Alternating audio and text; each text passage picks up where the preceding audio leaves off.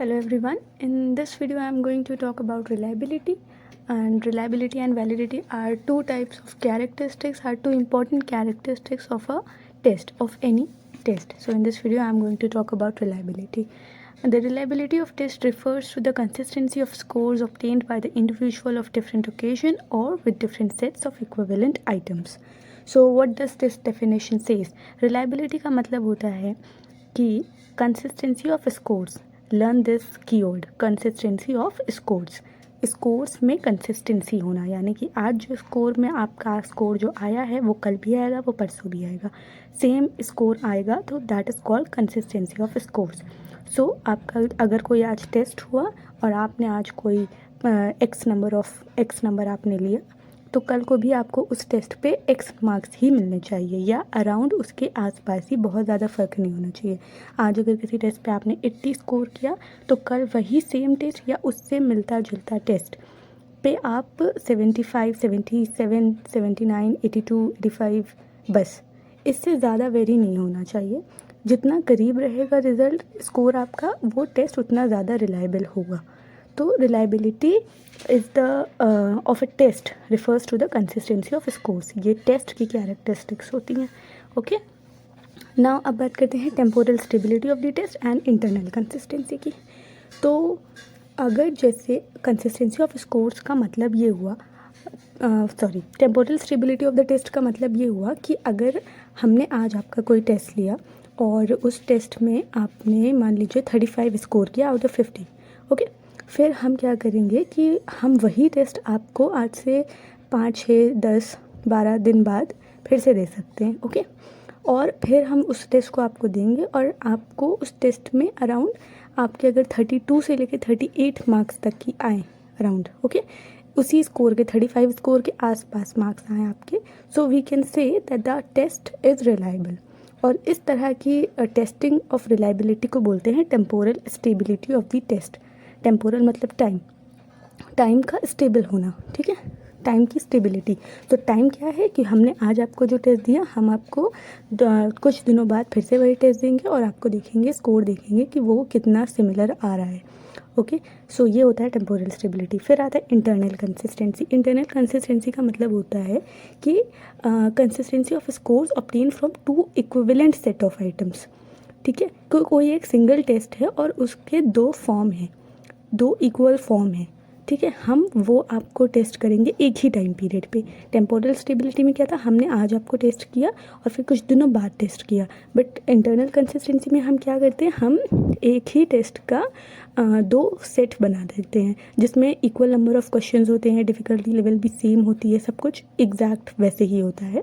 दोनों टेस्ट एक दूसरे से बहुत सिमिलर होते हैं और वो हम एक ही टाइम पे आपसे करवा लेते हैं. अभी आप बैठे, वो टेस्ट, एक टेस्ट फिनिश करा, फिर दूसरा टेस्ट फिनिश किया, ख़त्म. फिर उन दोनों टेस्ट को आपस में कोरिलेट कर लेंगे, उससे हमें रिलायबिलिटी पता चल जाएगी.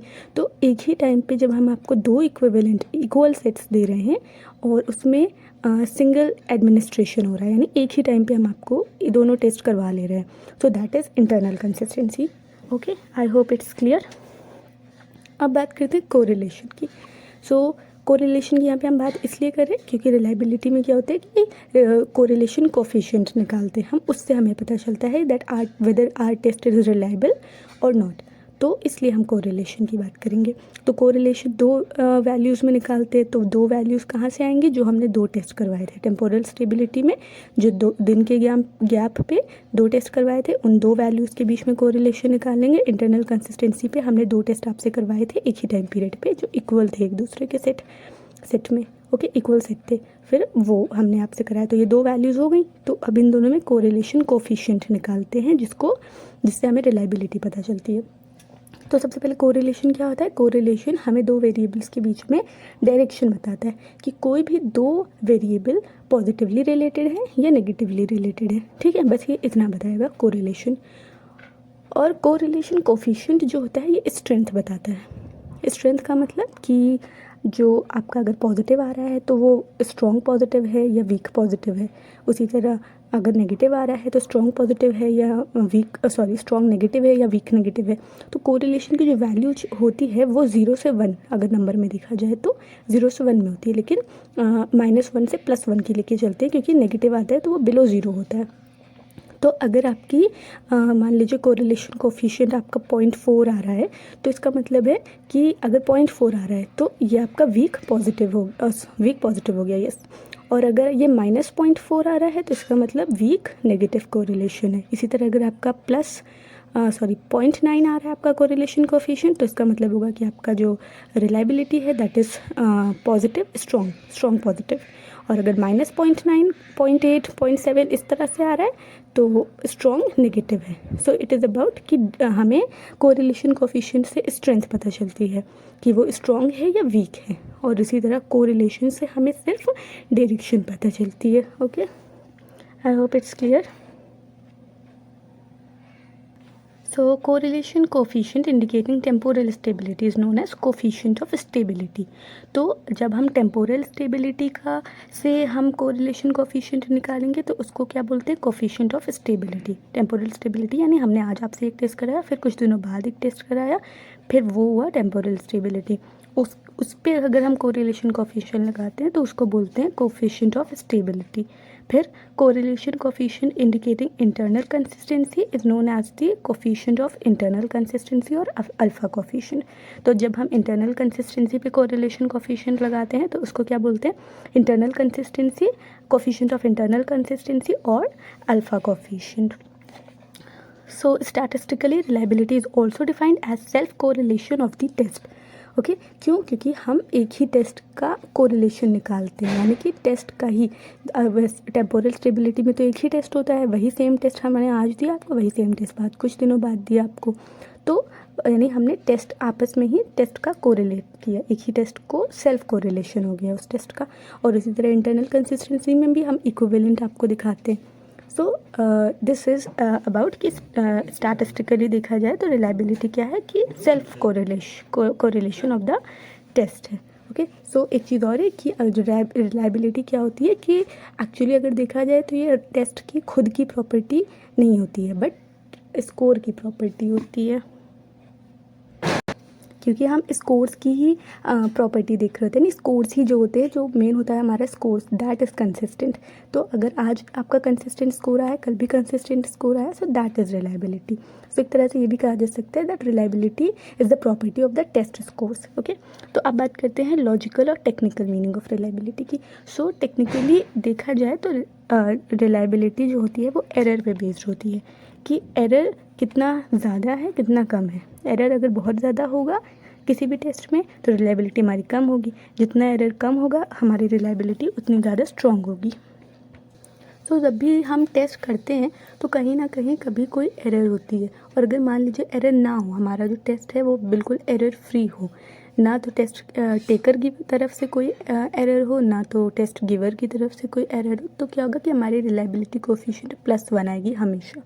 बट ऐसा नहीं होता है, ठीक है। हमेशा हर तरह की एरर हो सकती हैं, वो सिचुएशनल भी हो सकती हैं, सब्जेक्ट की तरफ से भी हो सकती हैं। सिचुएशनल एरर का क्या मतलब हुआ यहाँ पे कि जब टेस्ट वो दे रहा हो टेस्ट टेकर, तो उस टाइम पे उसकी तबीयत नहीं ठीक है, उसका मूड नहीं अच्छा हो, या सिचुएशन फैक्टर्स कुछ ऐसे हों कि उससे लेट हो रहा है कोई, तो ये सारी चीज़ें हमारे टेस्ट को, जो टेस्ट उस वक्त कर रहा होगा उसको इफ़ेक्ट करेंगे, जिसकी वजह से एरर आएगी। वो जल्दबाजी में अगर टेस्ट करेगा तो कुछ भी टिक कर देगा और चला जाएगा। ओके, सो ये सब होती हैं एरर्स।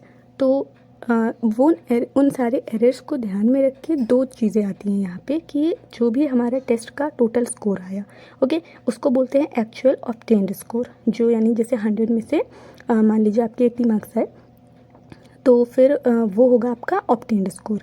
उसी तरह जो ट्रू स्कोर होता है ये आपका रियल स्कोर होता है, ये कंसिस्टेंट रहता है कि एरर के अलावा। एरर स्कोर मान लीजिए आपके 20 मार्क्स जो थे वो एरर की वजह से थे, एरर के थे, यानी कि वो कम भी हो सकते हैं या ज़्यादा भी हो सकते हैं, यानी आपके मार्क्स कभी एरर की वजह से बढ़ भी सकते हैं, आपने गेसिंग बहुत अच्छी करी है वो भी एक तरह का एरर है, आपको क्वेश्चन नहीं आता था बट आपने गेसिंग करी और आपका वो क्वेश्चन सही हो गया। तो गेस करते हुए मान लीजिए 20 क्वेश्चन आपके गेस से सही हो गए, तो 80 क्वेश्चन में से 20 तो आपके एरर स्कोर हो गया, बचा कितना 60। तो 60 आपका ट्रू स्कोर हो गया जो आपको सच में आते थे जो क्वेश्चन, तो आपका ट्रू स्कोर क्या होगा 20।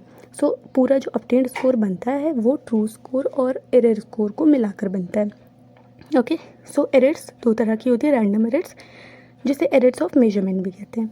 तो रैंडम एरर्स का मतलब होता है कि ये चांस एरर होती हैं, ठीक है, यानी कि ये दोनों कभी मतलब प्रेजेंट होती हैं, कभी नहीं प्रेजेंट होती हैं। जैसे आज आपका मूड अच्छा है, मान लीजिए टेम्पोरल स्टेबिलिटी हमने करा टेस्ट का, तो हमने आज आपको दिया टेस्ट, तो आज आपने बहुत अच्छा परफॉर्म करा, लेकिन जब हमने आपको दोबारा वो टेस्ट दिया उस वक्त आपका मूड नहीं अच्छा था, तो आपने उस टेस्ट को बहुत अच्छे से नहीं कर पाए, ठीक है, या कोई और फैक्टर्स रूल आउट कर गए।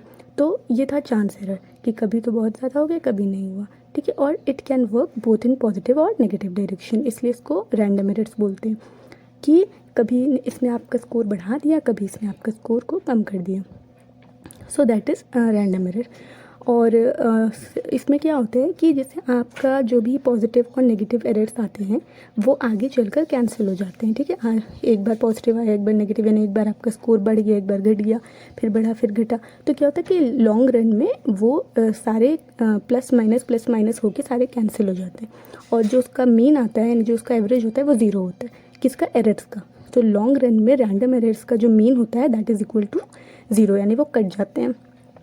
और फिर सिस्टमैटिक एरर्स, ओके, जो कांस्टेंट होते हैं, यानी कि या तो ये पॉजिटिव डायरेक्शन में जाएंगे या तो ये नेगेटिव डायरेक्शन में जाएंगे, कि या तो आपके स्कोर को हमेशा बढ़ाते रहेंगे या तो हमेशा कम करते रहेंगे, इसलिए इसको सिस्टमैटिक एरर भी बोलते हैं।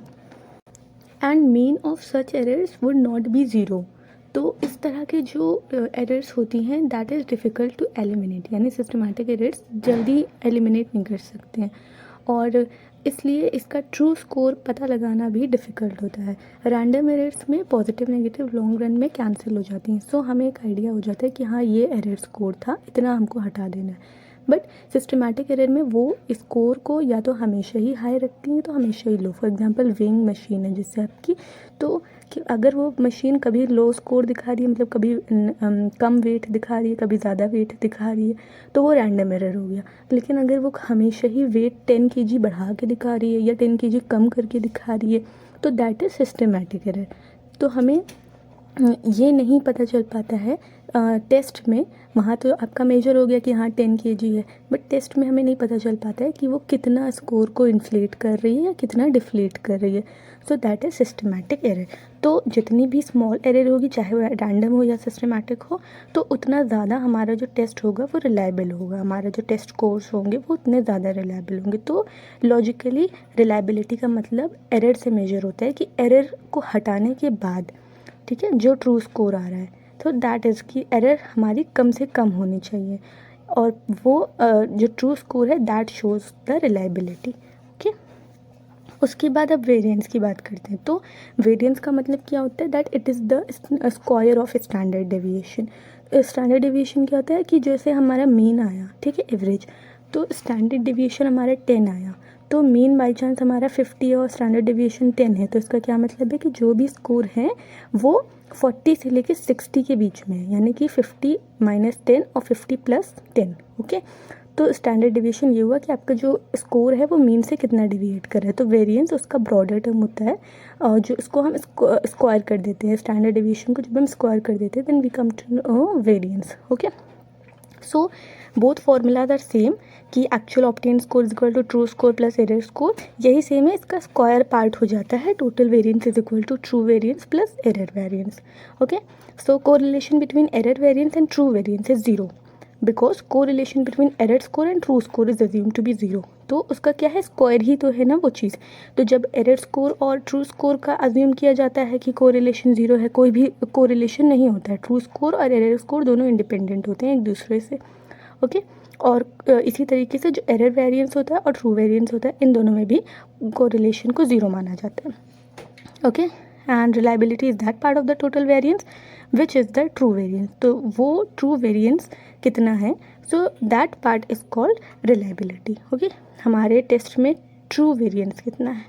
आई होप थोड़ा सा टेक्निकल है but try to understand. Variance divided by total और ऑब्टेन्ड स्कोर। ओके, तो रिलायबिलिटी कैसे निकालते हैं, ट्रू वेरिएंस जो हमारा आता है वो, और डिवाइड करते हैं उसको टोटल या ऑब्टेन्ड वेरिएंस से। ओके, या इसको इस तरह से भी लिख सकते हैं, true variance divided by true variance plus error variance. Okay, क्योंकि ऑब्टेन्ड वेरिएंस किससे बनता है, हमारा ट्रू और एरर दोनों को मिला के जो ऑब्टेन्ड होता है वो बनता है। तो ऑब्टेन्ड की जगह आप ट्रू वेरिएंस या प्लस एरर वेरिएंस भी लिख सकते हो। Okay, and then reliability is equal to 1 minus error variance. हमें जब एरर वेरिएंस से निकालना हो, okay, so 1 error variance given हो तो 1 minus error variance divided by obtained variance. Same इसी तरीके से 1 minus error variance divided by true variance plus error variance, क्योंकि हम ऑब्टेन्ड को ट्रू प्लस एरर करके लिख सकते हैं। Okay, so this was the formula. So keep in mind that any test is neither perfectly reliable nor perfectly unreliable. Okay, reliability is not an absolute principle, rather it is always a matter of degree. यानी कभी भी आपका +1 या -1 reliability नहीं आती है। तो reliability is always about degree, कि आपका हाँ प्लस की तरफ ज़्यादा होना चाहिए, सो दैट इज़ मोर रिलायबल। अगर वो माइनस की तरफ है so it is less reliable. I hope it's clear. If you have any doubt, you can ask me in the comment section.